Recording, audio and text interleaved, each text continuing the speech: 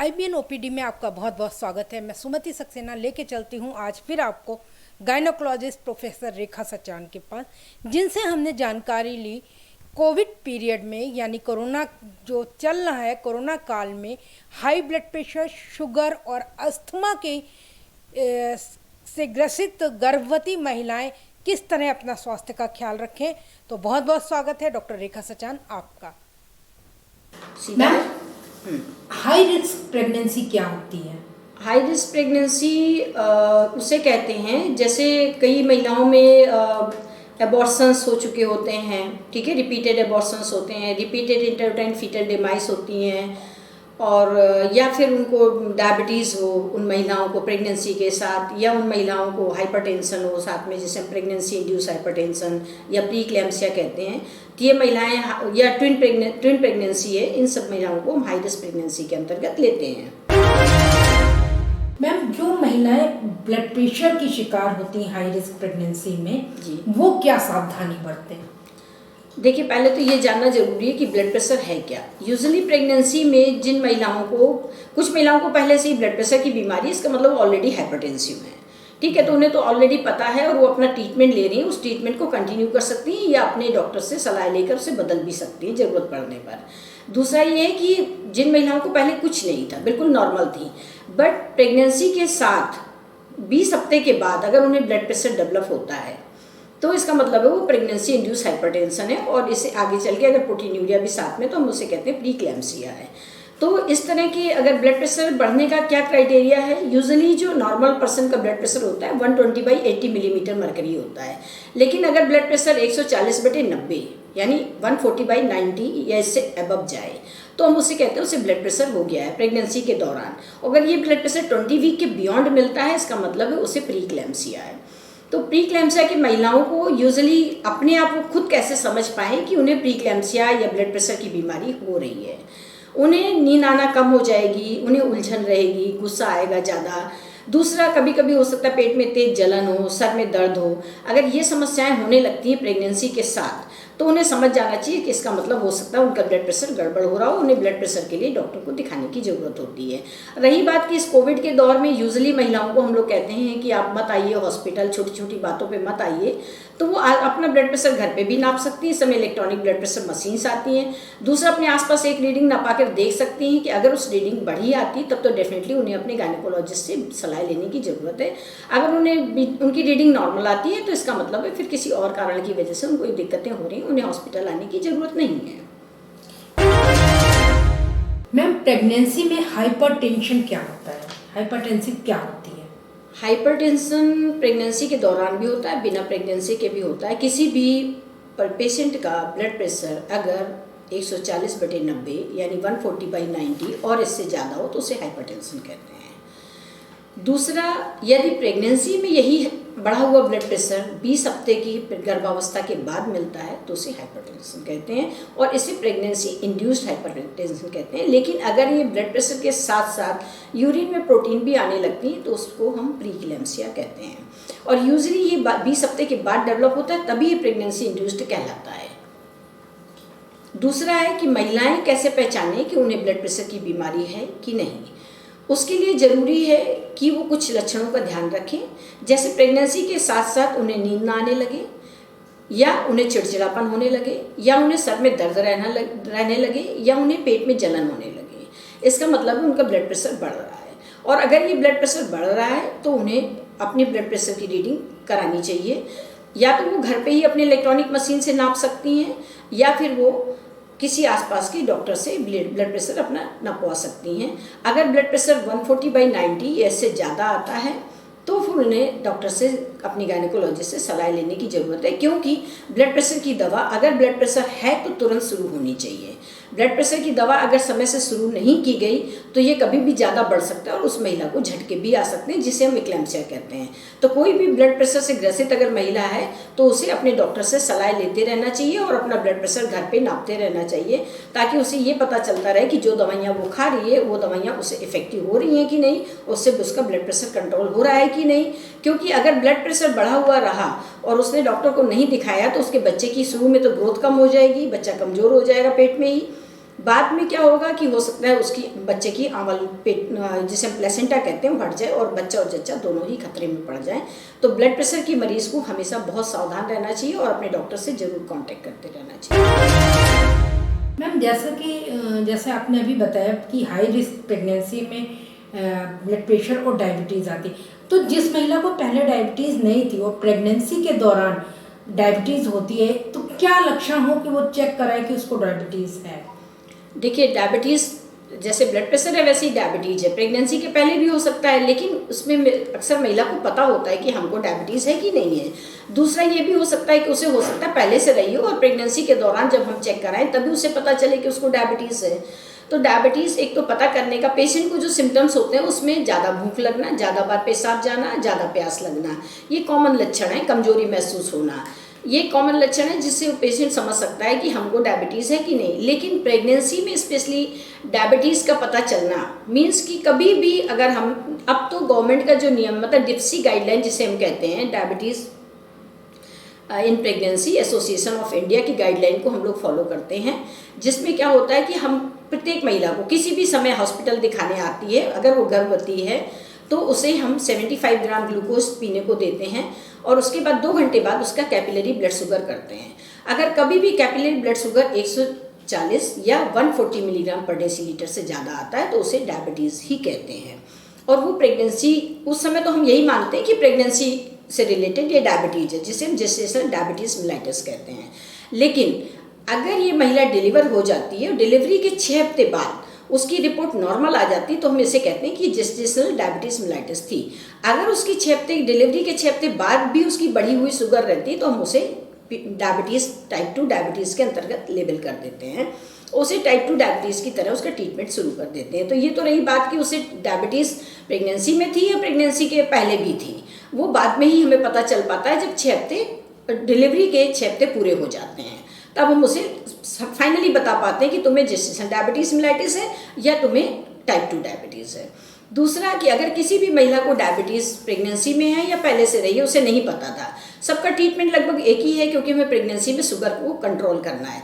Blood sugar level control रखने के लिए शुरुआती दौर में यूजुअली हम लोग पसंद करते हैं कि पहले डाइट दें, डाइट मॉडिफिकेशन करें, जिसे हम कहते हैं मेडिकल न्यूट्रिशन थेरेपी। उसमें हम उसकी डाइट मॉडिफाइड करते हैं, डाइट से यूजुअली कंट्रोल हो जाता है अगर हल्का शुगर डिरेंज होता है। लेकिन अगर ज़्यादा ब्लड शुगर डिरेंज है तो कभी कभी हमारी मेडिकल न्यूट्रिशन थेरेपी फेल हो जाती है, हमें उसके साथ ओरल हाइपोग्लाइसीमिक ड्रग देने पड़ते हैं, जिसमें मेटफॉर्मिन सबसे सेफ होती है, प्रेगनेंसी में उसके कोई साइड इफेक्ट नहीं है, तो वो हम लोग देते हैं। इसके बावजूद भी अगर उसका शुगर लेवल कंट्रोल नहीं होता तो हमें इंसुलिन पे स्विच ओवर करना पड़ता है। इंसुलिन हम दोनों तरह की दे सकते हैं, चाहे हम रेगुलर इंसुलिन दें या हम मिक्सटार्ड इंसुलिन दें। मिक्सटार्ड ये कि 2 ही बार लगानी पड़ती है, रेगुलर में हमको 4 बार कम से कम उसे देना पड़ता है, तो बेहतर होता है कि हम उसे मिक्सटार्ड पे शिफ्ट करें। तो जो भी डायबिटीज़ की महिलाएं हैं उन्हें अपना शुगर बिल्कुल रेगुलर नापते रहना चाहिए और उन्हें अपनी शुगर रीडिंग पता होनी चाहिए कि उनकी ब्लड शुगर कहाँ जा रही है। ज़्यादा ना कर पाए तो कम से कम 3 रीडिंग, तब भी डायबिटिक अगर प्रेगनेंसी में डायबिटीज़ है तो 3 रीडिंग उन्हें जरूर करनी चाहिए। एक फास्टिंग, एक दोपहर के खाने के 2 घंटे बाद, एक रात के खाने के 2 घंटे बाद, क्योंकि इसी से उन्हें पता चलेगा। और उनका जो है फास्टिंग हमेशा प्री प्रांडियल भी उसे हम कहते हैं या फास्टिंग कहते हैं, वो 95 मिलीग्राम पर डेसीलीटर होना चाहिए और जो पोस्ट प्रांडियल है वो 120 मिलीग्राम पर डेसीलीटर के आसपास होना चाहिए। 2-4 बढ़ने घटने से फ़र्क नहीं पड़ता, बट ज़्यादा डिरेंज नहीं होना चाहिए, क्योंकि अगर किसी भी महिला को डायबिटीज़ है और तो उसमें बच्चा उसका ओवरवेट हो सकता है, बच्चे में कंजेनाइटल डिफेक्ट हो सकते हैं अंदर यूट्रस में, उसे पता भी नहीं चलेगा कि उसके बच्चे के कभी रीढ़ में हड्डी में ट्यूमर बन गया, कभी ब्रेन में डेवलपमेंट नहीं हुआ। और अगर डायबिटीज़, अगर शुगर बहुत ज़्यादा गड़बड़ होती है तो कभी कभी ना इंटरमिटेंट ग्रोथ रिटार्डेशन भी हो जाता है। इसलिए बेहतर है कि डायबिटीज़ की महिलाएं अपने शुगर को पूरी तरह कंट्रोल रखें। और कभी कभी तो पेट में ही बच्चे की मृत्यु तक हो जाती है। तो डायबिटीज़ बहुत खतरनाक होती है अगर प्रेगनेंसी में होती है, तो इसलिए बहुत सावधान रहना पड़ता है। इन महिलाओं को अपनी शुगर की रीडिंग अपने डॉक्टर से डिस्कस करते रहना चाहिए कि हमारी बढ़ रही है या घट रही है, उसके अकॉर्डिंग इनकी दवाइयाँ घटाते या बढ़ाते रहना चाहिए। मैम जैसे आपने बताया कि जो डायबिटीज़ है इसके लिए टेस्टिंग किस टाइप की करानी चाहिए महिला को? देखिए, सबसे इम्पोर्टेंट हमारी डिप्सी है। डिप्सी टेस्ट हम लोग कराते हैं, जो हमने बताया कि डायबिटीज़ एसोसिएशन ऑफ इंडिया के द्वारा दी गई है। डायबिटीज़ इन प्रेगनेंसी के लिए गाइडलाइन है, जिसमें हम 75 ग्राम ग्लूकोज पिला करके 2 घंटे बाद कैपिलरी ब्लड शुगर करते हैं। इसमें एक चीज़ और इम्पॉर्टेंट है कि अगर महिला शुगर पिए तो फिर वो कहीं जाए ना, कहीं मूवमेंट ना करे। इसमें खाली पेट और भरे पेट से कोई फ़र्क नहीं पड़ता है, लेकिन उसे शुगर 75 ग्राम ग्लूकोज पीना है और उसके 2 घंटे बाद उसे कैपिलरी शुगर अपना टेस्ट कराना है। एक्यू चेक के द्वारा ही टेस्ट होता है, और अगर ये 120 है, 120 से 140 के बीच में है, तो इसका मतलब है कि बॉर्डर लाइन डिस्टर्ब हो रहा है, उसे हम इम्पेयर्ड ग्लूकोज टॉलरेंस कहते हैं। और अगर 140 से ऊपर है, 140 मिलीग्राम पर डेसीलीटर से ऊपर है, तो हम उसे कहते हैं कि ये डायबिटीज़ है। और अगर 200 मिलीग्राम पर डेसीलीटर पहली बार भी आ जाती है तो हम उसे ओवर डायबिटीज़ कहते हैं। इसका मतलब मोस्ट प्रोबेबली ये महिला पहले ही डायबिटिक रही होगी प्रेगनेंसी में, तो इसकी शुगर और बढ़ गई है, और ये शुगर बढ़ती जाती है। जो जो प्रेगनेंसी बढ़ती है तो शुगर बढ़ती जाती है, और दवाइयाँ चेंज करनी पड़ती हैं टाइम टू टाइम। मैम, जो आपने अभी कहा ओवर डायबिटीज जो पेशेंट होते हैं, इनको क्या खास प्रिकॉशंस बरतना चाहिए? देखिए, जो जेस्टेशन डायबिटीज इनलाइटिस के उनमें बच्चे में कॉम्प्लिकेशंस कम होने के डर रहते हैं, उनमें मदर में भी कम प्रॉब्लम्स होती हैं। लेकिन जो ओवर डायबिटीज़ के पेशेंट होते हैं, इनमें उनके बच्चों में कंजेनाइटल डिफेक्ट होने के बहुत ज़्यादा खतरे होते हैं। और ऐसी महिलाएं अगर अर्ली प्रेगनेंसी में आ जाती हैं तो यूजुअली हम कहते हैं कि वो प्रेगनेंसी टर्मिनेट करा लें, क्योंकि इनमें बहुत ज़्यादा चांसेस होते हैं कि बच्चे में कंजेनाइटल डिफेक्ट डेवलप हो गए होंगे।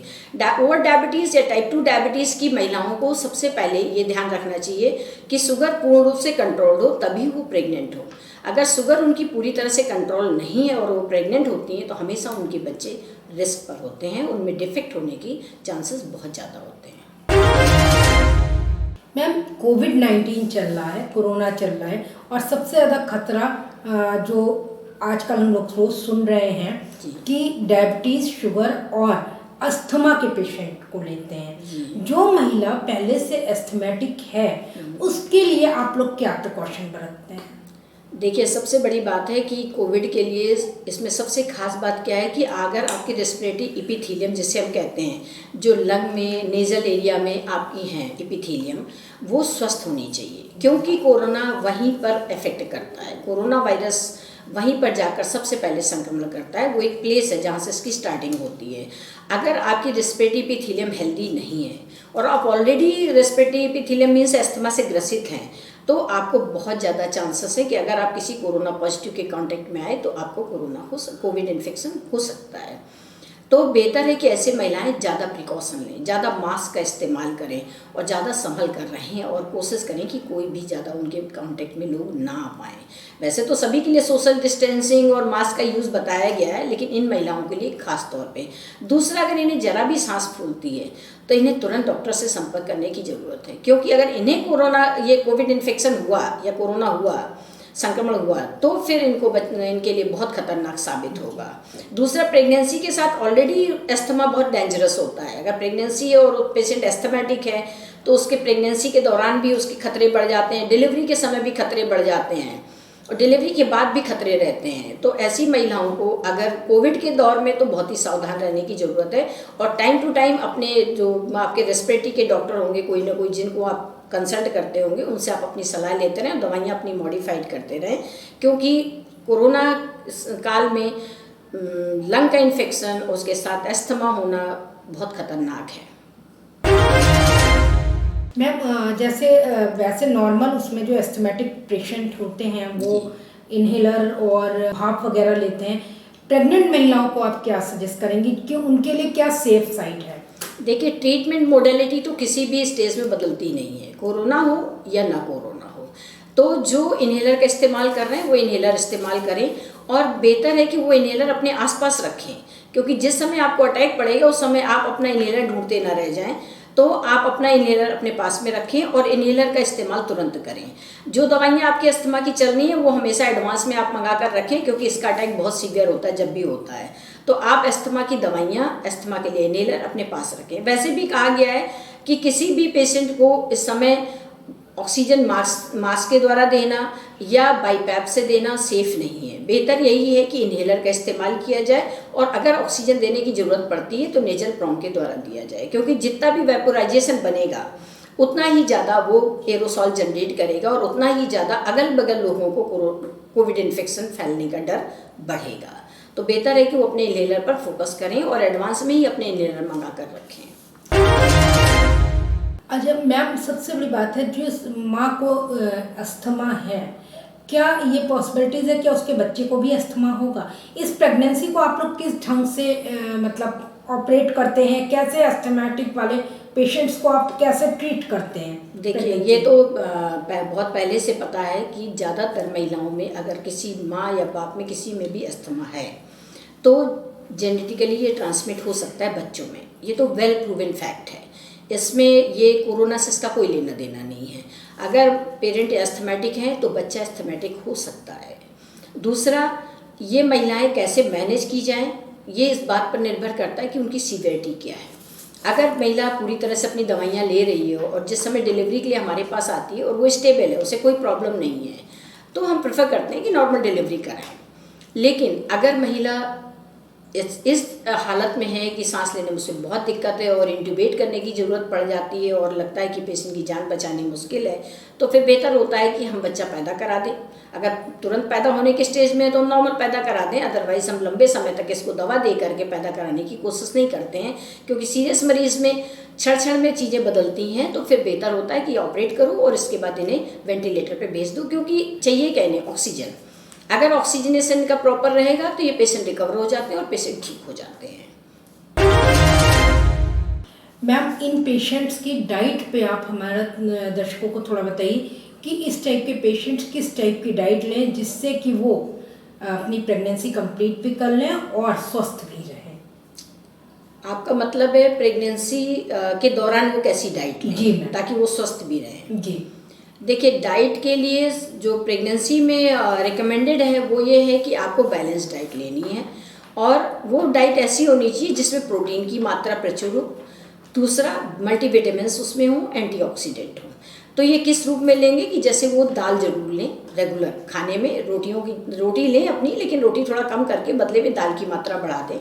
हरी सब्जियां लें, अगर पत्ते वाली हैं तो बहुत अच्छी बात है, नहीं तो फिर भी ये इस समय की जो मौसमी फल सब्जियां होती हैं वो लें, और फल का सेवन जरूर करें, क्योंकि इस समय इम्यूनिटी आपको स्ट्रॉन्ग रखनी है। तो उसके लिए आपको जितने ये खट्टे वाले फल होते हैं जैसे संतरे, अंगूर, इनका सेवन ज़्यादा करें। केले को थोड़ा सा अवॉइड करने के लिए कहते हैं अगर पेशेंट डायबिटिक है, अदरवाइज तो आप ले सकते हैं। तो मौसमी फल, हरी सब्जियां और प्रोटीन रिच डाइट, जिसमें दाल जरूर, दाल है, सत्तू, अंडा जो खाते हैं वो अंडा ले सकते हैं, और मिल्क जरूर लें, क्योंकि दूध के बिना आपको प्रोटीन की मात्रा पर्याप्त नहीं होती है। तो आपको दूध लेने से दो फायदे, एक तो आपको पेट में जलन नहीं होगी, दूसरा आपको कॉन्स्टिपेशन भी नहीं होगा। तो गुनगुना दूध जरूर लें। इस समय तो कहते हैं हल्दी वाला दूध लेना ज़्यादा फायदेमंद है, बट डिपेंड करता है आपकी चॉइस पर। बट आप ये खाने में चीज़ें जरूर बढ़ाएं, और रेस्ट जरूर। सबसे बड़ा रोल जो प्रेगनेंसी में आधी से ज़्यादा चीज़ों को ठीक करने में है वो रेस्ट का है। बाई करवट लेटकर आराम जरूर करें, और उसके साथ आप स्वस्थ रहेंगे। तो ये थी डॉक्टर रेखा सचान, जिन्होंने हमें बताया कि अगर प्रेग्नेंट महिला को हाई ब्लड प्रेशर है, अस्थमा है और डायबिटीज़ है तो घबराएं नहीं, अपने डॉक्टर से संपर्क में रहें। आजकल जो मशीनें आ रही हैं वो भी अवेलेबल हैं, अपने घर पे भी देख के वॉच कर सकते हैं। खास करके ब्लड प्रेशर के मरीज और जो शुगर के मरीज़ हैं वो रेस्ट ज़्यादा करें और बाईं करवट लेटें, जिससे कि उनके होने वाले बच्चों को कोई दिक्कत ना हो। तो देखते रहिए IVN भारत। कल फिर आपसे मुलाकात करेंगे किसी और डॉक्टर के साथ, किसी और सब्जेक्ट पे।